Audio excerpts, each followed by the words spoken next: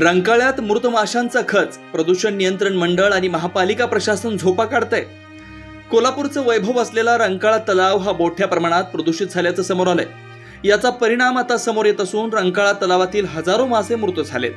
गेल्या 2 ते 3 दिवसांपासून रंकाळा तलावाच्या प्रदूषणात मोठ्या प्रमाणात वाढ झाल्यानं मृत माशांचा खच तलावाच्या काठाशी लागलाय, तर परिसरात मोठ्या प्रमाणात दुर्गंधी देखील पसरली आहे। यामुळे परिसरातील नागरिकांचं आरोग्य धोक्यात आलंय।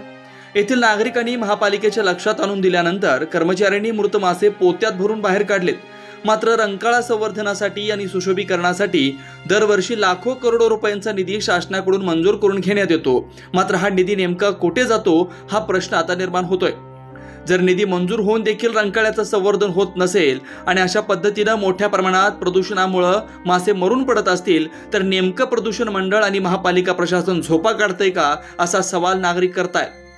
कोल्हापूरचं वैभव असलेल्या रंकाळा तलावाला प्रदूषणाचा विळखा बसलाय। गेल्या अनेक दिवसांपासून प्रदूषण रोखण्यासाठी अनेक संघटना, विविध कृती समिती प्रयत्न करतायत, निवेदनं देत आहेत, आंदोलने करतायत। मात्र प्रशासन मात्र याकडे जाणीवपूर्वक दुर्लक्ष करताना पाहायला मिळतंय।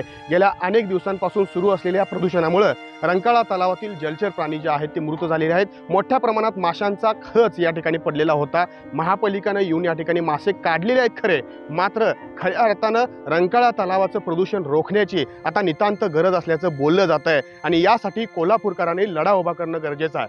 जावेद तांबोळी, महासत्ता, कोल्हापूर। अशाच ताज्या अपडेटसाठी महासत्ता न्यूजला सबस्क्राइब करा।